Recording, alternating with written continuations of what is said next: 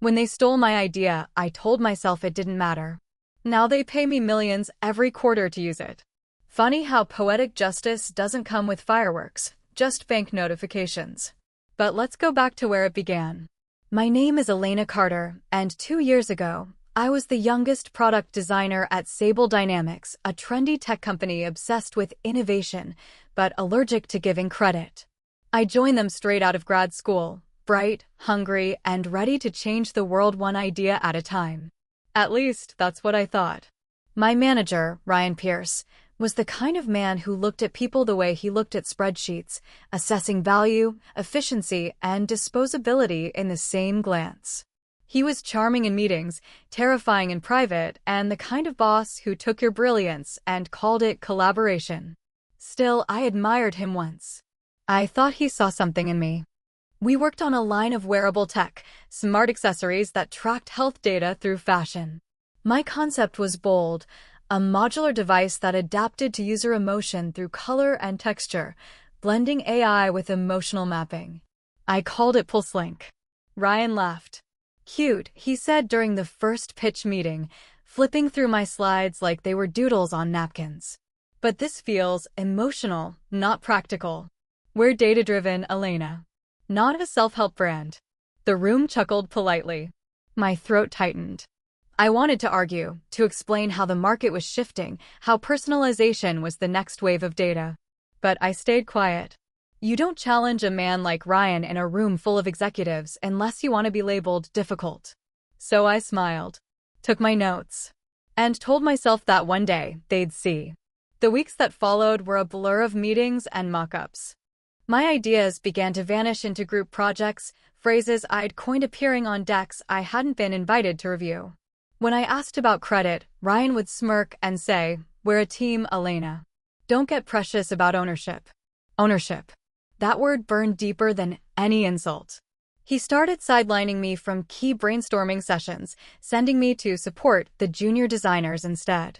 Whenever I spoke up, he'd gently remind me to focus on execution, not vision.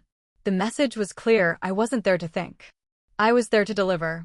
I told myself it was temporary, that he was testing me, that I just needed to prove I could take criticism and still deliver quality work. But deep down, something felt off. At night, I'd catch him leaving the office late with design binders under his arm, binders that looked suspiciously like mine. He'd wave it off with an easy grin. "Just revising your sketches, Elena. Great work, by the way." Something in his tone always sounded possessive. Still, I wanted to believe him. The day everything began to shift was during an all-hands meeting. Ryan presented a new concept to the board, a modular emotional interface that synced biometric data with user moods. Sound familiar? My pulse hammered as he walked through every detail, every diagram, color code, and tagline I had written in my notebook 3 months earlier. The presentation even used my phrase, "technology that feels you." The room erupted in applause. Ryan nodded humbly, like the hero who'd cracked the next revolution in human tech integration. My colleagues clapped. The CEO offered a congratulatory handshake. And I sat there, smiling tightly, my nails digging crescents into my palm. Was it theft? Or was it inspiration? I couldn't tell anymore. After the meeting, Ryan passed my desk. "Good work lately," he said casually, not looking me in the eye. "Keep those ideas coming." I should have confronted him. I should have said something, anything. But instead, I nodded, muttered a thank you, and stared at my reflection in the dark screen of my monitor. Who was I becoming? A part of me whispered, "He's using you." Another part, the one that still wanted to believe in fairness, said, "He's just helping you grow." That night, I walked home through the city, the streets humming with rain and neon reflections. My umbrella dripped beside me as I passed a billboard for Sable's new campaign, "We Feel the Future." The tagline I wrote. The idea they ignored. And for the first time, beneath the ache of betrayal, something else stirred in me, a quiet unease, yes, but also a spark.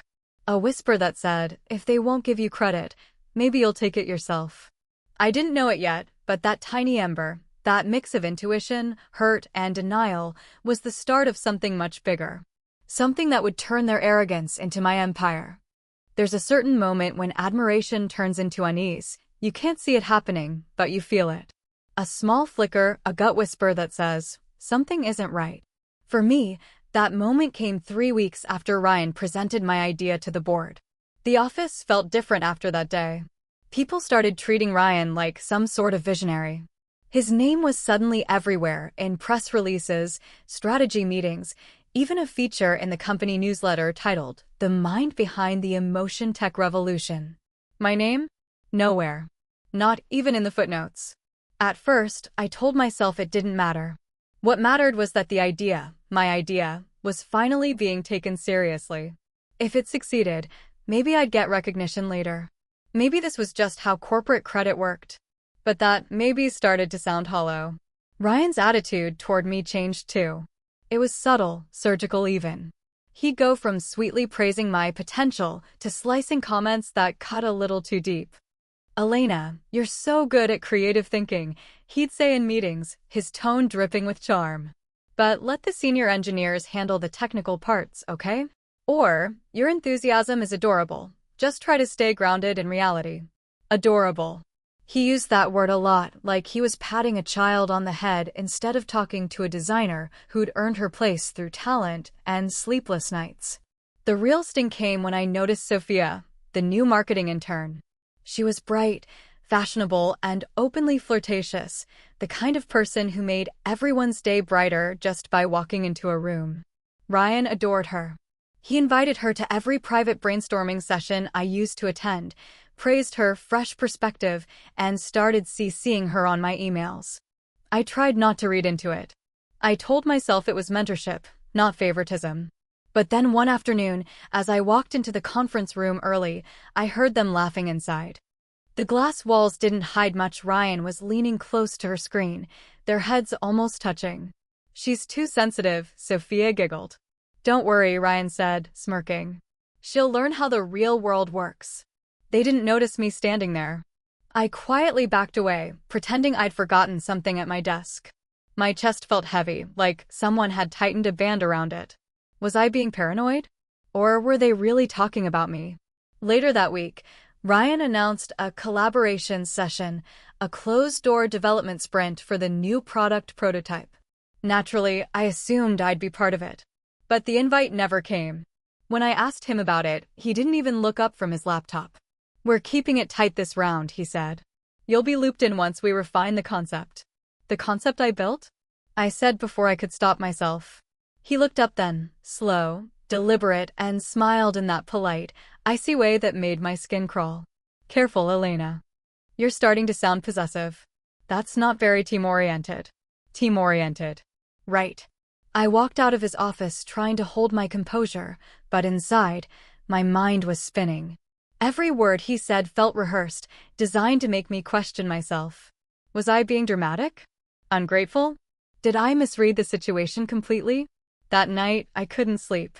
I kept replaying his tone, his smile, the way he dismissed me like I was a problem he'd already solved. My instincts screamed something was wrong, but every time I tried to trust them, logic got in the way. "He's my boss," I told myself. "He's under pressure. Maybe I'm just overthinking." The breaking point came 2 weeks later. I walked into the design lab one morning to find everyone crowded around Ryan's desk. On the screen was the prototype, a sleek wristband pulsing gently with color in sync with biometric feedback. It was PulseLink.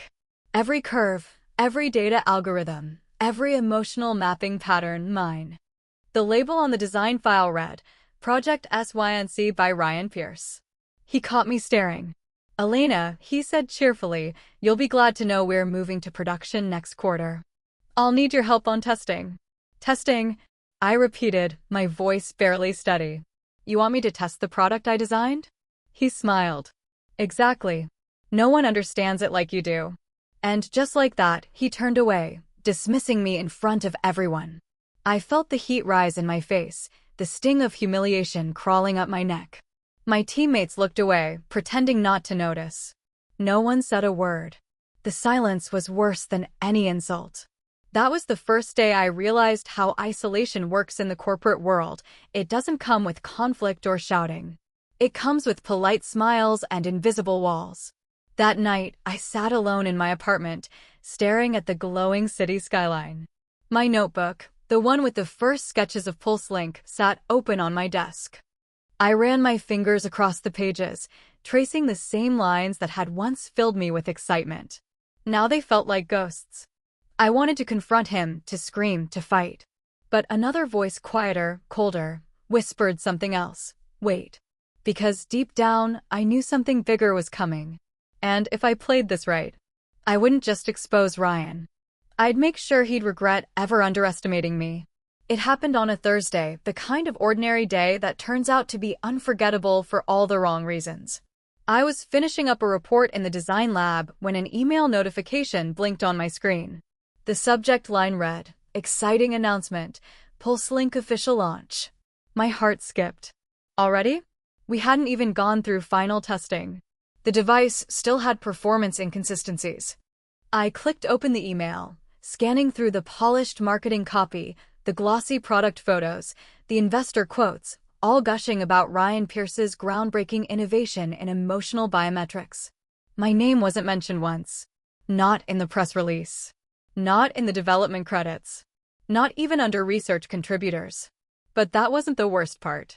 Attached to the email was a video, the product's official launch presentation. I pressed play, and the screen filled with Ryan's face, his voice smooth and confident as he paced across a bright stage, backed by an LED screen showing my design in glowing detail. He was saying my words, word for word. The pitch I'd written 3 months ago, the vision statement I'd drafted and saved in a folder named PulseLink_concept_Elena v1.docs. Human emotion is the final data frontier, he said. We've built PulseLink to help the world understand feelings in real time. The audience applauded. Ryan smiled, that perfect, rehearsed smile, and I felt my stomach drop. Then came the slide, the patent registration. At the bottom, in bold text, it read, Patent Owner, Ryan Pierce and Associates. And beneath it, the line that nearly made me choke, Intellectual property acquired by Corpulse Innovations. Corpulse, the same company that had once rejected my internship application 2 years earlier. They'd bought my invention. Ryan had sold it and claimed full ownership. I sat frozen, staring at the screen, my heartbeat echoing in my ears. The laughter and chatter from nearby cubicles blurred into nothing. I couldn't move, couldn't breathe. When I finally managed to open the company's internal files, everything was gone. My original documents, the prototypes, diagrams, algorithm flowcharts, all locked under a new access tag, admin only. And the admin? Ryan. My chest tightened until it hurt. It wasn't just a stolen idea.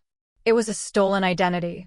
Everything I'd worked for, every sleepless night, every test, every ounce of belief, now had someone else's name stamped on it. That evening, I went to Ryan's office. I didn't knock. He was still there, of course, sipping scotch from a crystal glass, his tie loosened, watching the news replay his triumphant launch. Elena, he said, smiling like nothing was wrong. Wasn't the event incredible? I stepped forward, my voice shaking. You used my idea. My design. You sold it without my consent. He sighed, setting down his glass like I was a child interrupting his piece. Let's not dramatize this. You worked on a concept, I refined it. That's how collaboration works. Collaboration. I snapped. You erased me from the credits. You locked me out of my files. He stood up suddenly, towering over me. His voice dropped. You were an employee. Anything you create under this roof belongs to the company. And since I represent the company, it belongs to me. The way he said it, calm, dismissive, final, made my blood run cold. I opened my mouth to argue, but the words got stuck. All I could see was his smirk, the way his eyes glimmered with quiet amusement, as if my pain was entertaining. Don't take it personally, he added, walking back to his desk. You're talented, Elena. You'll come up with something else. That night, I didn't cry. I tried. I wanted to. But instead, I just sat in the dark, staring at the empty walls of my apartment, replaying every red flag I'd ignored. The condescending smiles. The advice disguised as control. The strategic isolation. He'd been planning this for months. I felt a wave of nausea, followed by guilt. How did I not see it? I was supposed to be smart, analytical, yet I'd fallen for every manipulation like it was a compliment. Every good job, every trust me, every time he said we when he meant me. The betrayal wasn't just professional. It was personal. Because I'd admired him, trusted him, defended him. Now, I realized he never saw me as a partner, just a resource to be mined until I was empty. When dawn came, I stood by my window watching the city wake up, my reflection faint against the glass. The pain hadn't faded, but something else had taken its place, a cold, precise calm. I opened my laptop and began to search. Patent laws, IP clauses, royalty rights, employment contracts. Everything. Ryan had dismissed me as being too emotional to understand. I was going to learn it inside out. He thought the story was over, that I'd stay quiet. But he didn't know me. He didn't know that the same fire that built PulseLink was about to burn everything he'd stolen, starting with his career. I closed my notebook, exhaled slowly, and whispered to myself, this time, they'll remember my name. For the first time in years, my apartment was completely silent. No notifications. No meetings. No deadlines. Just me and the sound of my own breathing. It felt like standing in the wreckage after a storm. My career was gone. My invention stolen. My reputation erased. For 2 days, I couldn't bring myself to leave my bed. I kept scrolling through the press coverage, articles praising Ryan as a visionary innovator, videos of him shaking hands with investors, even a photo of him standing next to a PulseLink billboard that said, "Created by the genius who understands emotion." I laughed bitterly. The irony was almost cruel. He didn't understand emotion, he exploited it. The old me would have stayed quiet. I'd have convinced myself it wasn't worth fighting, that the system was too big, too rigged. But something inside me had shifted. It happened on the third night. I woke up at 2:47 a.m., drenched in sweat, heart pounding. I dreamed of the lab again, Ryan locking my files, my name fading off the project screen like it never existed. I stumbled to my desk and stared at my old sketchbook. Its pages were worn, edges curled, filled with ideas that never got approved. I flipped through them slowly, page after page of designs that were mine. Not the company's. Not Ryan's. Mine. Each line, each scribble, each late-night coffee stain whispered the same truth. I didn't need permission to create. I never did. That was the moment I realized no one was coming to save me. Not HR. Not a lawyer. Not some fairy tale stroke of justice. If I wanted my name back, I'd have to fight for it myself. The next morning, I pulled my hair back, dressed in black jeans and a warm blazer, and walked to a small legal consultation office downtown. The lawyer, a woman named Maya Quinn, listened quietly as I poured everything out, from the early drafts of PulseLink to the night I discovered the theft. When I was done, she leaned back in her chair, arms crossed, expression unreadable. "You've got a case," she said finally. "But it won't be easy. The company owns everything developed on their servers. Unless," she looked at me sharply, "do you have proof you created the design before they registered it?" My heart raced. "Proof?" "Yes," I whispered, remembering. "My original sketches. And the concept file, it's timestamped on my personal drive. I emailed it to myself before I ever uploaded it to the company system." Maya smiled, slow and knowing. "Then they're in trouble." That night, for the first time in weeks, I felt something I hadn't felt in a long time, power. It wasn't loud or dramatic. It was quiet, like the first breath after being underwater too long. I started going through every email, every message, every draft I'd ever written. I organized timestamps, saved backups, and printed hard copies. I even found voice memos of early brainstorming sessions where Ryan praised my concept in his own words. Piece by piece, I built my case, not out of revenge, but out of truth. Because truth, I realized, was the one thing he couldn't rewrite. Weeks passed. I stayed out of sight, ignoring the whispers from old coworkers who texted me out of pity. Ryan was still shining in the spotlight, unaware that the very data trail he'd left behind was turning into a noose around his neck. But this wasn't just about him anymore. Every night I looked at the skyline, I thought of all the people like me, the ones whose ideas were dismissed, voices ignored, dreams stolen by louder men in nicer suits. I wanted to win for them too. That's when the idea struck me, a new invention. Not a device this time, but a platform. Something to give creators control over their own intellectual property using blockchain verification. A digital signature for every original idea, permanent, traceable, untamperable. I smiled. The irony wasn't lost on me. Ryan had stolen my invention about reading emotions. Now I was building one that would protect creators from people like him. The old Elena would have sought validation. The new one didn't need it. I stopped doubting my instincts. I stopped apologizing for being ambitious. And most importantly, I stopped waiting for permission to take up space. When I walked into that same corporate building 2 months later, not as an employee, but as a plaintiff, my hands didn't shake. Ryan looked shocked when he saw me in the hallway outside the courtroom. "Elena," he stammered. "What are you doing here?" I smiled, calm and unbothered. "You'll find out soon enough." The look on his face, that flicker of fear beneath his arrogance, was almost poetic. I'd been invisible for too long. Not anymore. That night, I wrote in my journal, "The moment you realize no one's coming to save you, that's when you become unstoppable." It wasn't bitterness anymore. It was resolve. The kind that hums quietly beneath your skin, patient, focused, inevitable. Ryan had taken my idea. But he'd also given me something in return, a reason to fight harder, to grow sharper, to never be underestimated again. And when I looked in the mirror before bed, I didn't see a victim. I saw the woman who was about to make the man who ignored her ideas pay for them. With interest. Revenge, I learned, is less about theatrics and more about engineering. It's patient. It's precise. It's arithmetic, evidence plus timing plus leverage. After the lawyer's office, I stopped hoping and started building. I spread my work across 3 fronts, legal, social, and technical, and treated each like a machine that needed calibrating. Ryan still believed I was broken. That made him careless. That made him predictable. That made him vulnerable. Step 1. Lock down every piece of proof.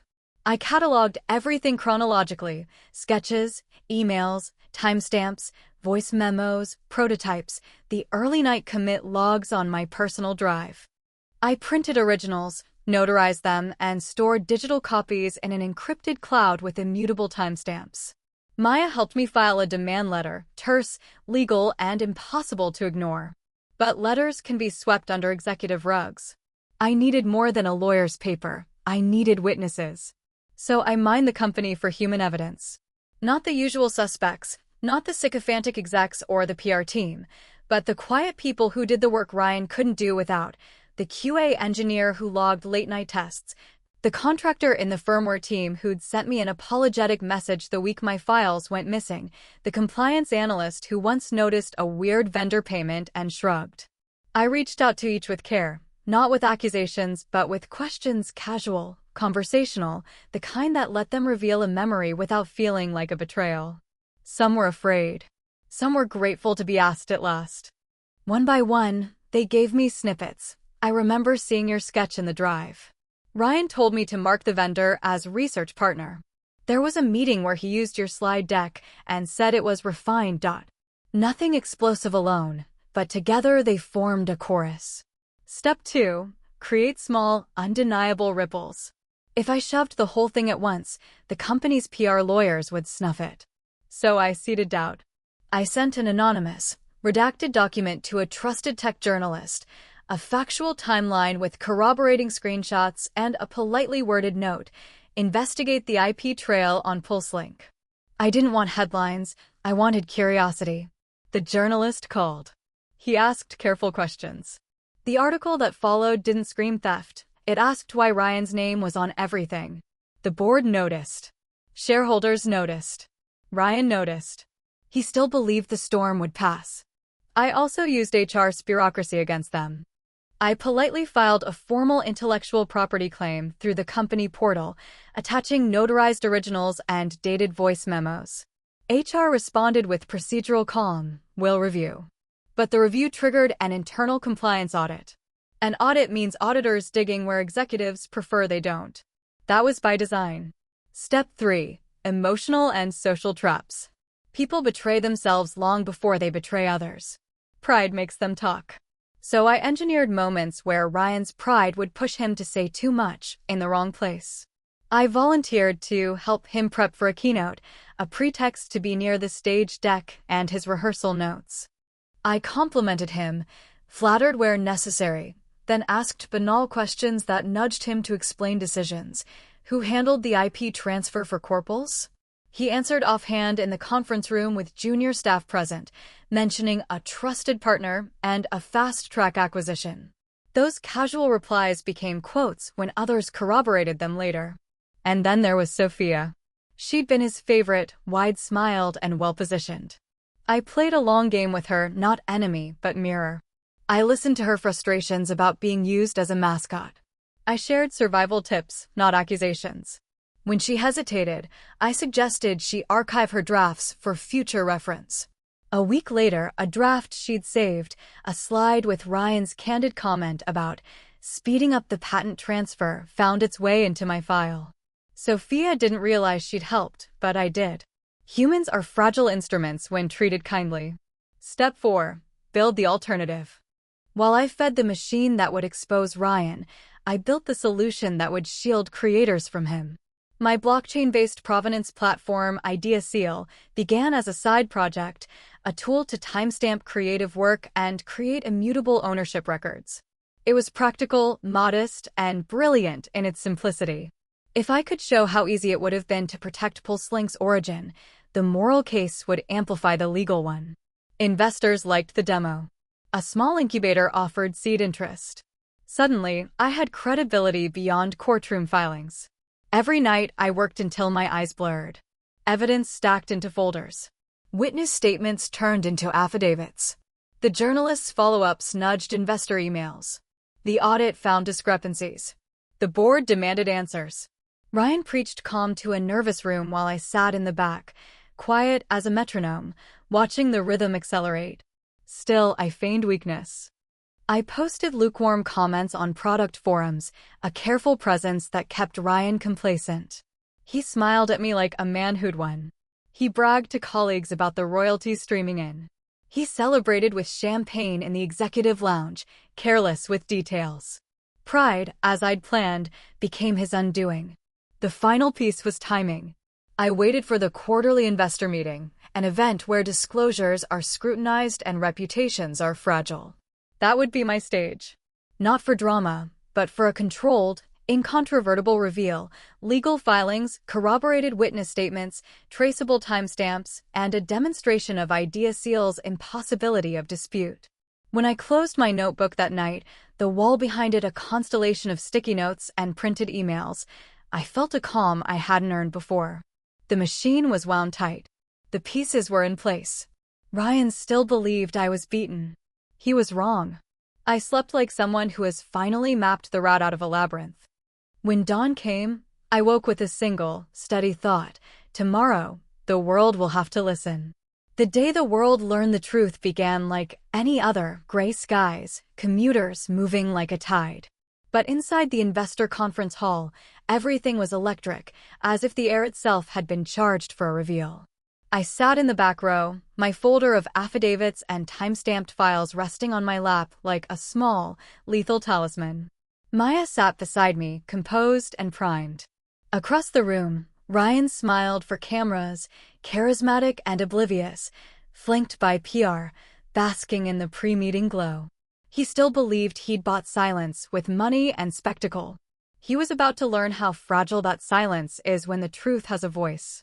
The CEO opened with routine optimism, market growth, product roadmaps, quarter-over-quarter optimism. Then the external auditor stood, cleared his throat, and said, "Before we move to Q&A, there are 2 items of material concern we've been asked to disclose." His tone made the press lean forward. I felt the room tilt. This is it, I thought. Keep steady. A screen flickered to life. It wasn't Ryan's polished presentation. It was a forensic slide deck, transaction trails, metadata comparisons, the hash values from my IdeaSeal demo, voice memos, and timestamped drafts that matched my earliest concepts. The presenter spoke plainly, almost clinical. He traced a digital breadcrumb trail from my personal drive to the company servers, to the third-party acquisition that had registered PulseLink patents under Ryan's name. I watched Ryan's facade crack in a single, beautiful microsecond. The practiced smile shuddered. He looked at the slides, then at his handouts, then at the cameras. Everyone in the room watched him because that's what humans do with narratives. They wait for the protagonist to react. Then, as if cueing the next act, my phone buzzed in my jacket. A journalist's headline preview: PulseLink patent ownership under scrutiny. Founder accuses exec of IP theft. The audience murmured. Phones came out. Live feeds went live. The whisper turned to a hum, and then to a roar. That's when Maya stood. Calm as a courtroom judge, she spoke into the microphone. On behalf of Elena Carter, we have filed a civil complaint alleging misappropriation of trade secrets, wrongful patent claims, and willful conversion of intellectual property. We are prepared to move to injunction if necessary. Her words landed like stones. The board scrambled. The CEO tried to control the narrative. Ryan tried to charm. But charm is brittle near evidence. The auditor's report continued to strip away the veneer: odd vendor payments, emails with off-site addresses, and the sudden appearance of a signature that didn't match corporate protocol. I didn't shout. I didn't gloat. I felt my pulse steady into something colder: resolution. With each slide, I watched not revenge in the cinematic sense, but consequence unfold. The company's legal counsel excused themselves, whispering furious counsel into earpieces. Investors on the front rows checked their portfolios. Outside, the market moved. The live stream caught a board member speaking into his phone with a single line that would later headline papers: "We must distance until we investigate. Freeze transactions." Within hours, Lexan-style headlines replaced product launches. Stock tickers dipped. Clients called legal teams. The infrastructure that had propped Ryan's arrogance began to creak. But the crucial move came later that afternoon, when my idea-sealed demo, the immutable proof-of-origin system I'd built while the legal process unfolded, was shown to an independent panel of patent examiners and corporate counsel. The hashes matched my earliest files. The timestamps were immutable. The legal argument was no longer theoretical, it was demonstrable. My work had lived before the paperwork that claimed it. The board convened an emergency meeting. Investors demanded a neutral arbitration. Ryan begged for private mediation. Press conferences were scheduled. Overnight, PR statements shifted from cheerful triumph to careful, legalistic concern. 2 weeks later, the settlement papers arrived, cold, precise, and unambiguous. I'd expected a courtroom battle with febrile theatrics. What I got was the kind of justice that hollows arrogance out quietly. The company agreed to reassign patent credits, issue a public correction, and pay a multi-year royalty stream to me, not charity, not an apology, but enforced, contractual recognition of ownership. The royalty figure was substantial, enough to make the quarterlies on their own. It made the headline: Inventor secures multi-million-dollar royalty agreement after IP dispute. Ryan's reputation didn't recover. He resigned amid internal reviews and media scrutiny. The acquisition partners withdrew. The brand that once used my tagline on a billboard now scrubbed images and issued a terse statement. For him, the fall was public and final. For me, the vindication arrived as a quiet bank notification that pinged on a Tuesday morning, a number with commas and a dignity I'd never expected. Standing at my kitchen window that morning, the city sprawled out beneath me. I opened my banking app and watched the first royalty transfer post through. It felt surreal, not because of the money, but because the notification was a ledger of justice. Royalty payment, PulseLink licensing, Elena Carter. I didn't laugh. I didn't dance.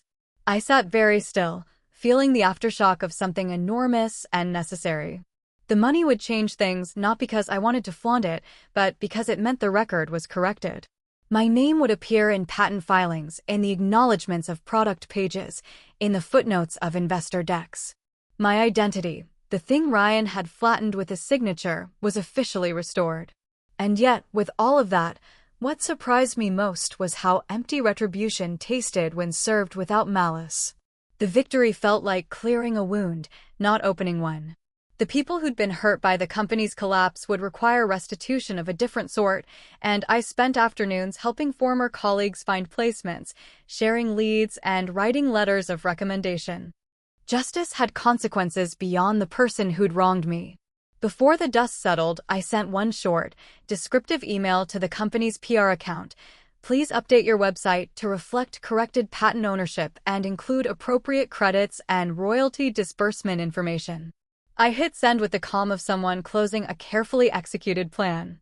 That night, I opened my notebook and added a single line in a pen that felt steady in my hand. They ignored my ideas. Now they pay me for them. It wasn't gloating. It wasn't triumphalism. It was a ledger balanced, the small, perfect arithmetic of consequence. And as the city lights blinked on, the silence around me sang of a different kind of power, the power of being seen, finally, in full. The silence after victory is different. It's not loud. It's not triumphant. It's still, the kind of stillness that follows a storm that's finally spent every drop of rain. Months passed since the settlement. The headlines faded. The noise of corporate scandal dulled to a hum beneath new controversies. But I remember waking up one morning, the sun streaming through my curtains, realizing for the first time I didn't have to prove anything to anyone anymore. I had built something that mattered. And even when they stole it, they couldn't keep it alive without me. That's the strange beauty of creation. Real innovation carries the soul of its maker. They can mimic it, package it, and sell it, but without the heartbeat of its origin, it eventually dies. Ryan's company did exactly that. Their stock plummeted in months. Without fresh ideas or the team's trust, the board dismantled the product division. Investors quietly withdrew. The brand that once dominated billboards became a corporate cautionary tale whispered in boardrooms, never silence the one with vision. I didn't attend the final press conference, though Maya sent me the video. Ryan looked older, thinner, his eyes darting as he read a statement about accountability and transitions. The man who once stole my light now looked like he was standing in its shadow. I should have felt satisfaction. Instead, I felt release. Because revenge, true revenge, isn't watching someone fall. It's watching yourself rise without needing them anymore. I rented a small studio uptown, my own space, my own walls, whiteboards filled with designs and equations that belonged only to me. No corporate hands, no filters, no politics. Just creation. Just freedom. One morning, as I stared at the patent certificates framed on the wall, each stamped with inventor, Elena Carter, I caught myself smiling, not from pride but peace. Those frames weren't proof of what I'd won, they were reminders of what I'd survived. The girl who once doubted her worth every time a man spoke over her in meetings now walked into rooms where investors listened. The woman who once watched others take credit for her work now had her own company, her own voice, her own empire of integrity. And yes, the royalties still came in quarterly payments that arrived quietly, like clockwork. The irony never escaped me. The very company that ignored me now funded my future. Poetic justice, signed and sealed. I remember walking along the waterfront one evening, the city lights reflecting off the river like 1,000 tiny mirrors. The air smelled like rain and renewal. I whispered to the wind, you tried to erase me, but I became unerasable. That was the moment I realized I had outgrown anger. Forgiveness didn't mean forgetting. It meant freeing. I forgave Ryan, not because he deserved peace, but because I did. I learned that silence isn't weakness, it's strategy. That trust is sacred, but once broken, it must be rebuilt with actions, not words. That strength isn't loud sometimes, it's just choosing to stand tall while the world doubts you. My journey wasn't about revenge anymore.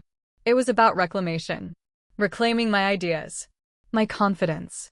My narrative. And the best part? My second startup, the one I built from scratch, just secured a global partnership with an innovation council. They called it the most ethically transparent model of collaboration. The irony is beautiful, my integrity became my advantage. When the check arrived for the first collaboration deal, I didn't celebrate with champagne or social media posts. I simply opened my old notebook, the one I'd written in on the day everything fell apart, and beneath my last entry, I wrote, "They ignored my ideas. Now they pay me to dream." That line, it hit me like thunder rolling through calm skies. That was my closure, my justice, my peace. Because in the end, revenge wasn't burning them down, it was building something so magnificent, they had no choice but to look up and see the glow. I looked at my reflection in the window that night, not the broken, humiliated version of me they once dismissed, but the woman who turned her pain into patents, her silence into power, and her betrayal into a billion-dollar blueprint for resilience. And to everyone watching this right now, maybe someone has ignored your voice too. Maybe they made you feel invisible.